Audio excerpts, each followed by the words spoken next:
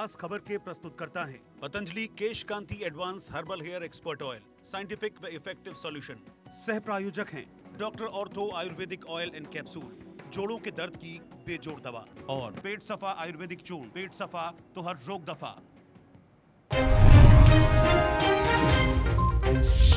CM Jairam Thakur का मंडी दौरा। मुख्यमंत्री जयराम ठाकुर ने सरदार पटेल विश्वविद्यालय परिसर का किया निरीक्षण। सीएम ने कहा, मंडी के लिए आज बड़ा दिन है।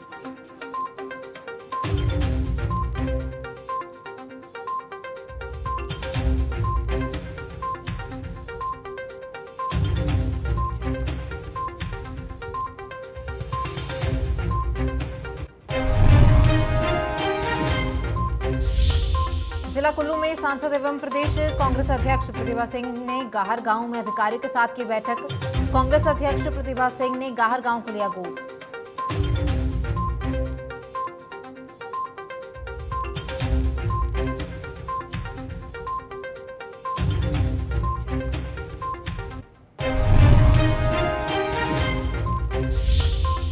अटल टनल में दर्दनाक सड़क हादसा। एक्सयूवी ने बाइक को मारी टक्कर, 2 की मौत। घटना के बाद मौके से फरार हुआ एक्सयूवी सवार। पुलिस ने मंडी शहर के साथ लगते भयूली से पकड़ी एक्सयूवी।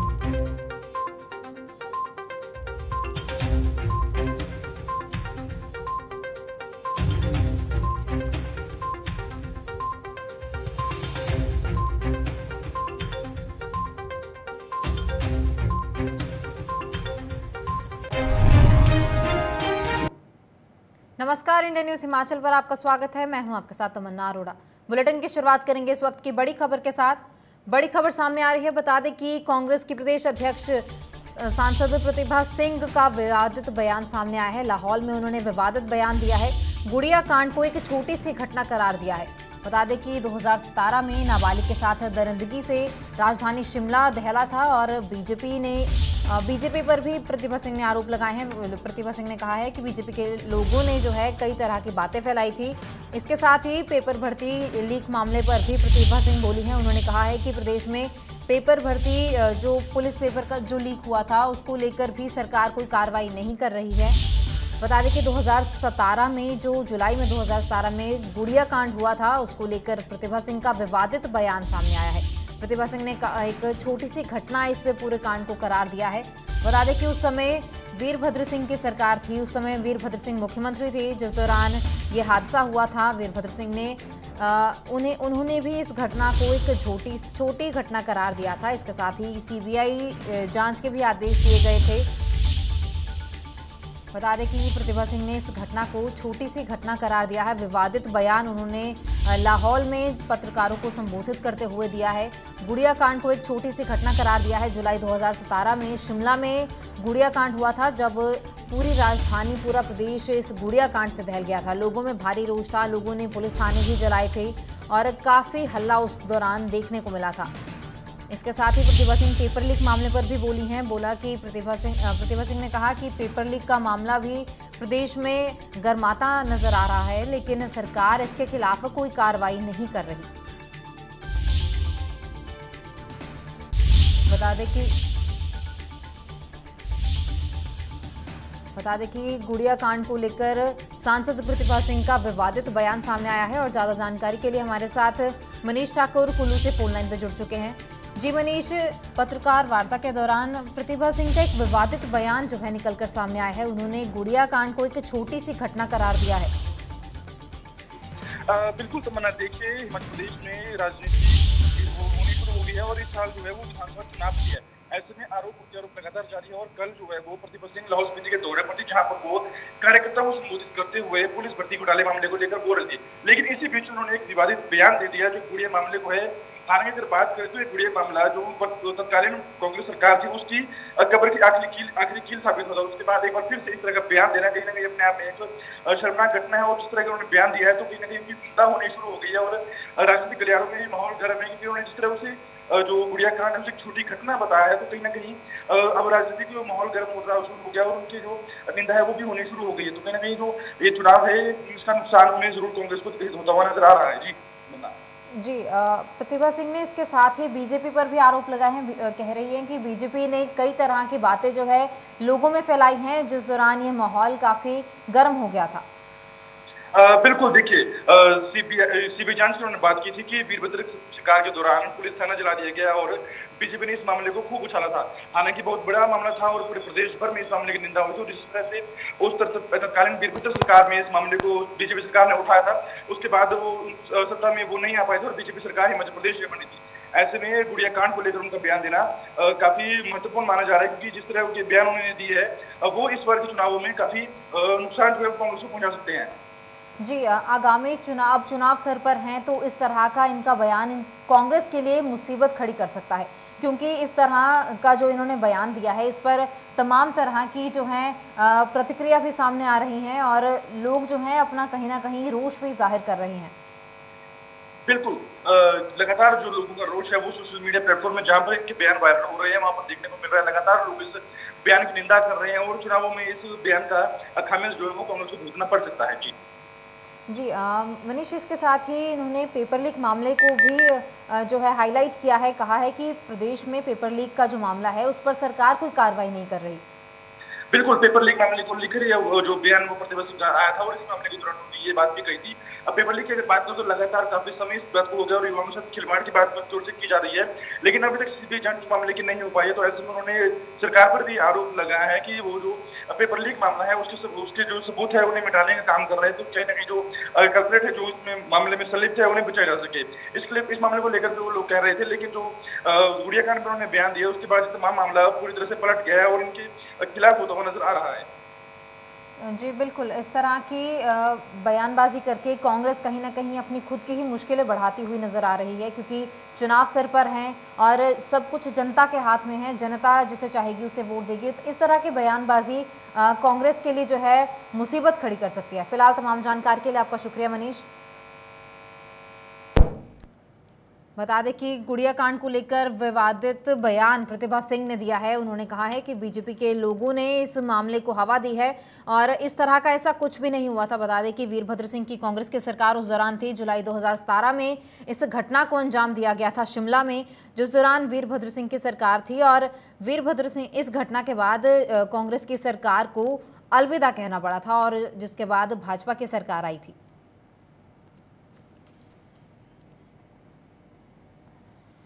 कार्यकाल में जब हमारी सरकार थी, एक छोटी सी वारदात हुई थी, एक गांव में एक लड़की के साथ दुर्व्यवहार हुआ था, बच्ची थी स्कूल की, तो बीजेपी के लोगों ने इतना उसका हल्ला मचाया, पुलिस का दफ्तर जला दिया और ये कहा कि इसकी इन्वेस्टिगेशन होनी चाहिए। उस टाइम राजा साहब मुख्यमंत्री थे, उन्होंने तुरंत आदेश दिए और दूसरे दिन ही सीबीआई आकर उसकी जांच पड़ताल करने के लिए आई और उन्होंने वो जांच पड़ताल की। पर इतना इन्होंने इसका रोना रोया कि जब तक उन्होंने सरकार में बदलाव नहीं आया तब तक वो उस बात को भुनाते रहे लोगों के बीच में और उस कांड को इतना कहकर इतना कुछ लोगों को बताने की कोशिश की कि बड़ा भारी इसमें कुछ हुआ है, हालांकि ऐसा कुछ भी नहीं था, जनता जानती थी। अगली बड़ी खबर का रुख करेंगे। बता दें कि आगामी चुनाव के मद्देनजर अब सियासत भी तेज होती दिखाई दे रही है। 20 जुलाई को जो है कांग्रेस की चार्जशीट कांग्रेस तैयार करेगी और पार्टी हाईकमान को भेजेगी। प्रदेश सरकार के खिलाफ ये चार्जशीट तैयार की जाएगी, हाईकमान को सौंपी जाएगी। बता दें कि कांग्रेस की चार्जशीट कमेटी के अध्यक्ष राजेश धर्माणी ने इसकी जानकारी दी है। चार्जशीट को लेकर मंडी में कांग्रेसी नेताओं की बैठक भी हुई है और कहा है कि घोटालों और जो घोटाले प्रदेश में हुए हैं उनका एकत्रित ब्यौरा किया गया है। सबूतों और तथ्य के आधार पर जो है चार्जशीट पेश की जाएगी, राजेश धर्मानी ने कहा है और साथ ही कहा है कि सरकार आते ही इसकी कार्रवाई भी होगी। 20 जुलाई के बाद हिमाचल प्रदेश की राजनीति जो है उसमें ज्यादा उबाल देखने को मिल सकता है, क्योंकि 20 जुलाई को कांग्रेस अपनी चार्जशीट तैयार करेगी और पार्टी हाईकमान को सौंपेगी। प्रदेश सरकार के खिलाफ ये चार्जशीट तैयार की जाएगी और जो भी घोटाले प्रदेश में हुए हैं उनका ब्यौरा किया गया है। राजेश धर्मानी ने इसकी जानकारी दी है। कांग्रेस हाईकमान को जो है ये चार्जशीट सौंपी जाएगी। इस बात की जानकारी चार्जशीट कमेटी के अध्यक्ष राजेश धर्मानी ने मंडी में आयोजित पत्रकार वार्ता को संबोधित करते हुए दी है। राजेश धर्मानी ने पत्रकार वार्ता से पहले मंडी में कांग्रेस के साथ नेताओं के साथ बैठक की है और यहां से सरकार के खिलाफ कई अहम जानकारियों को भी जुटाया है। ऐसे सबूत हमें मिले हैं जो अभी तक हमारे पास सूचनाएं नहीं थी। वैसे प्रदेश स्तर पे बड़े व्यापक स्तर पे इस पे जो है काम हुआ है। बहुत सारे हमारे पास तथ्य ऐसे अवेलेबल हुए हैं जिनको हम चार्जशीट में डालेंगे। लेकिन मंडी में जो है वो कुछ और नई बातें सुनने को मिली हैं। जैसे पाइप जो है वो इतनी घटिया क्वालिटी की पाई गई, हमने वीडियो देखे कि लेंथ के अलाउ जो है वो पाइप बीच में फट गई है, इतनी घटिया क्वालिटी की है। उनको प्रॉपर डेप्थ में नहीं डाला गया, या जो बड़े डाई की पाइपें हैं उनके वेल्डिंग घटिया किस्म की लगाई है, क्योंकि उसमें पानी बहुत ज़्यादा होगा, ज़्यादा प्रेशर पे होगा, वो आने वाले समय में उस गांव में या उस एरिया में तबाही मचा सकती हैं। और इसी तरीके से सराज में जो है वो कई बीघा ज़मीन फॉरेस्ट लैंड जो है वहाँ देवदार के 4-5 हज़ार पेड़ काट के वहाँ पे माइनिंग की गई, और आज दिन तक जो दोषी हैं उनके खिलाफ कोई कार्रवाई नहीं हुई। और लीपापोती करने के लिए अब वन विभाग ने उसमें फेंसिंग कर दी और उसमें पौधरोपण। खबरों में आगे बढ़ेंगे। हिमाचल प्रदेश के गठन के 52 वर्ष के बाद प्रदेश को दूसरी यूनिवर्सिटी की सौगात मिली है। सीएम जयराम ठाकुर ने मंडी में प्रदेश की दूसरी यूनिवर्सिटी का विधिवत रूप से शुभारंभ किया है। इस यूनिवर्सिटी को सरदार पटेल यूनिवर्सिटी के नाम से जाना जाएगा। बता दें कि 5 जिलों के 140 कॉलेजेस इसके अधीन होंगे और इनमें से एक मंडी, कुल्लू, लाहौल स्पीति, चंबा और कांगड़ा जिला के सभी सरकारी और निजी कॉलेज शामिल हैं। मंडी के लिए एक बड़ा दिन है और मैं खुद भी महसूस करता हूं कि मैं इस मंडी के कॉलेज में पढ़ा हूं और एक छात्र के नाते यहाँ वर्षों बिताए हैं, बहुत कुछ सीखा है। हमारे मन में थी एक इच्छा कि यहाँ हम भी कुछ कंट्रीब्यूट कर रहे हैं इस कैंपस के अंदर। 2 चीज़ों की हमने प्रमुख रूप से यहाँ पर शुरुआत की। एक तो कॉलेज के कैंपस में अच्छी बिल्डिंग बने, भवन बने, उसका काम चला हुआ। लगभग 25 करोड़ की लागत से एक भवन बन करके तैयार हो रहा है। मैं उम्मीद करता हूँ सितंबर अंत तक वो भवन बन करके तैयार होगा, उसको भी हम डेडिकेट करेंगे। और दूसरा, इस कैंपस की एक विशेषता रही है शुरू से ही पूरे हिमाचल प्रदेश में शिमला यूनिवर्सिटी के बाद अगर दूसरा सबसे बड़ा कैंपस जहां पर स्टूडेंट्स की स्ट्रेंथ सबसे ज़्यादा, वो पहले भी यही मंडी था और उसके बाद आज भी मंडी है। लगभग 6700 स्टूडेंट्स यहाँ पर इस मंडी के कॉलेज में पढ़ते हैं। और जब हम इस कॉलेज में पढ़ते, आगामी विधानसभा चुनाव को लेकर आरोप प्रत्यारोप का दौर लगातार जारी है। अपने कांगड़ा के चुनावी दौरे के दौरान कांग्रेस पार्टी के सह प्रभारी संजय दत्त ने सीएम जयराम ठाकुर पर जमकर निशाना साधा है।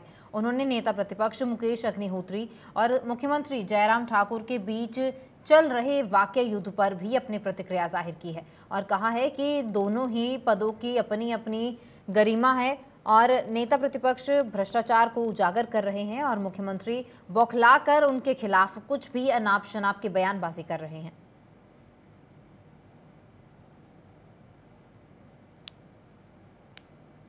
आम आदमी पार्टी ने पंजाब में अपना पहला बजट प्रस्तुत कर दिया है। ये देश का पहला बजट है जिसमें हम लोगों ने जन की बात की है, लोगों के सुझाव मांगे थे, हज़ारों लोगों ने सुझाव दिए थे।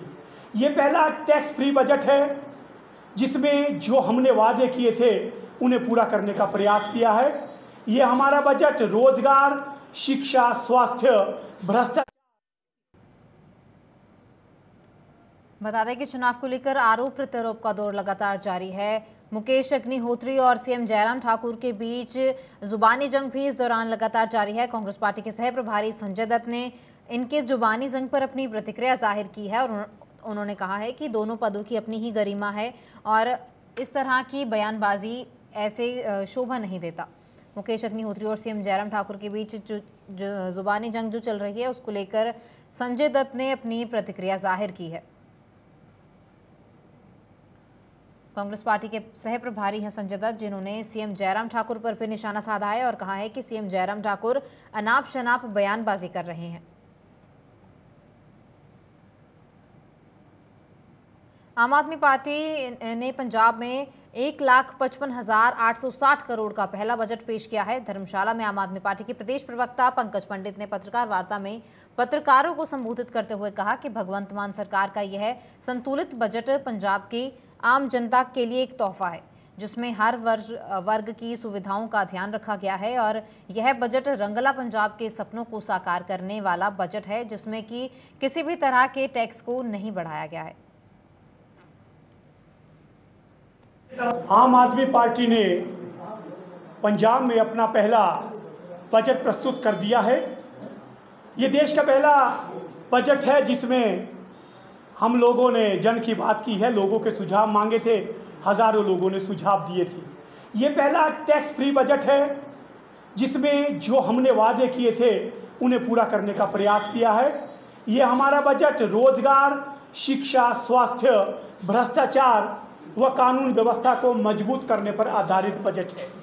मैं आपको बता दूं, इस बजट में जहां हमने शिक्षा के क्षेत्र में शिक्षा को मजबूती देने, शिक्षा का स्तर सुधारने के लिए विशेष बजटीय प्रावधान किया है, वहीं पर हमने स्वास्थ्य के क्षेत्र में 117 मोहल्ला क्लिनिक बनाने के लिए बजटीय प्रावधान किया है। रोजगार पर मैं कहूँ, लगभग 27,000 रोजगार सृजित करने व 35,000 कच्चे मुलाजिमों को पक्का करने के लिए हमने खाली घोषणा नहीं की है, 750 करोड़ रुपए के बजट का प्रावधान किया गया। देश की सबसे पुरानी नगर परिषदों में शुमार नाहन नगर परिषद की हाउस की बैठक मंगलवार को जिला मुख्यालय नाहन में आयोजित की गई, जिसमें शहर के सौंदर्यीकरण सहित कई महत्वपूर्ण निर्णय लिए गए हैं। बैठक की अध्यक्षता नगर परिषद के अध्यक्ष श्यामा पुंडीर ने की है। दरअसल बैठक में शहर के विभिन्न वार्डों में सीसीटीवी कैमरे लगाने के फैसले पर विचार विमर्श किया गया। बता दें कि शहर में करीब 1 करोड़ रुपए से अधिक का हाउस टैक्स लंबित पड़ा है और इसके अलावा भी कई अहम निर्णय हैं जो इस बैठक में लिए गए हैं। आज हमारी हाउस की जनरल बैठक हुई जिसमें बहुत सारे डिसीजन लिए गए और इसमें जो सबसे महत्वपूर्ण डिसीजन है वो ये लिया गया कि जो भी हमारे हाउस टैक्स के जो पेंडिंग किराएदार हैं उनको हाउस टैक्स जो हमारे पेंडिंग उसमें 10% की रिबेट कमेटी की तरफ से दी जाएगी और उनसे आह्वान किया जाता है कि वो जल्दी से जल्दी अपना हाउस टैक्स सबमिट कराएं जो भी पेंडिंग है उनका, क्योंकि हमारे कुछ किराएदार हैं वो कुछ हमारे जो प्रॉपर्टी होल्डर हैं जिनका 2001 से पेंडिंग है तो उनको 10% की रिबेट अगले 1 महीने के लिए दी जा रही है। अगर वो विदिन 1 महीने अपना हाउस टैक्स जमा कराते हैं तो उनको उसमें 10% की रिबेट कमेटी की तरफ से दी जाएगी। इसके साथ साथ रानीताल का जो हमारा है वो हमारे को मोहम्मद साबिर की एप्लीकेशन मिली थी जिसको हमने 1.5 लाख रुपये सालाना के तौर पर 1 साल के लिए अभी दिया है, जिसको अगर उनका काम सेटिस्फैक्ट्री होता है तो 3 साल के लिए बढ़ा दिया जाएगा। इसमें वो उसका रानीताल की साफ़ सफाई, उसका रख रखाव, उसकी जो सिक्योरिटी पॉइंट ऑफ व्यू से होगा वो सारी चीज़ों का उसका हॉलिस्टिक व्यू करेंगे। इसके साथ साथ शहर में सीसीटीवी लगाने के लिए भी एक एप्लीकेशन आई है जिसमें फंडिंग के अरेंजमेंट के लिए गवर्नमेंट को लिखा जाएगा ताकि पूरे शहर में जो है सीसीटीवी कैमरेज लगाए जाएं जिससे कि निगरानी बनी रहे और जो क्राइम्स हैं और जो कूड़े डालने वाले हैं उनके ऊपर सख्त से सख्त कार्रवाई की जाए। विश्वविख्यात श्री नैना देवी विधानसभा क्षेत्र के लोगों की काफी समय से मांग थी कि राजधानी शिमला तक श्री नैना देवी क्षेत्र को सीधी बस सेवा से जोड़ा जाए। लोगों ने सोशल मीडिया के द्वारा भी इस मांग को उठाया था। आखिरकार मुख्यमंत्री जयराम ठाकुर श्री नैना देवी दौरे के दौरान लोगों की यह मांग पूरी उन्होंने कर दी है। मुख्यमंत्री ने इस मांग को पूरा करते हुए इस बस को हरी झंडी दिखाई है। यह बस अब स्थानीय लोगों को शिमला तक लेकर जाएगी और यह सुविधा बद्दी बरोटीवाला में कार्य करने वाले युवाओं के लिए भी होगी। जैसे कि आपको पता है, हमारे माननीय मुख्यमंत्री श्री जयराम ठाकुर जी पिछले कल नैना देवी विधानसभा क्षेत्र के गोंडा पंचायत में आए थे और उन्होंने जो है काफ़ी उद्घाटन और शिलान्यास किए और साथ ही एक बस रूट को भी हरी झंडी दिखाई है जो नैना देवी से शिमला के लिए चलेगी। इससे युवा वर्ग और स्थानीय लोगों एवं महिलाओं के लिए काफ़ी खुशी की बात है। इसलिए हम सारे क्षेत्रवासियों की तरफ से माननीय मुख्यमंत्री श्री जयराम ठाकुर जी और नैना देवी विधानसभा क्षेत्र से 2 बार के विधायक श्री रणधीर शर्मा जी का हार्दिक धन्यवाद करते हैं। जो हमारे एक हिमाचल परिवहन का रूट हमारे नालागढ़ से नैना देवी वाया टोबा नालागढ़ बद्दी शिमला को जा रही बस थी, उसको भी यहाँ उन्होंने हरी झंडी दिखाई है। इस बस का लाभ हमारे हजारों क्षेत्र के हमारे हजारों युवाओं को जो हमारे इंडस्ट्रीज एरिया में बद्दी नालागढ़ जाते हैं उनको इस बस का लाभ होगा और हमारे क्षेत्र के जो बच्चे नालागढ़ कॉलेज में जाते हैं उनको भी इस बस का लाभ मिलेगा।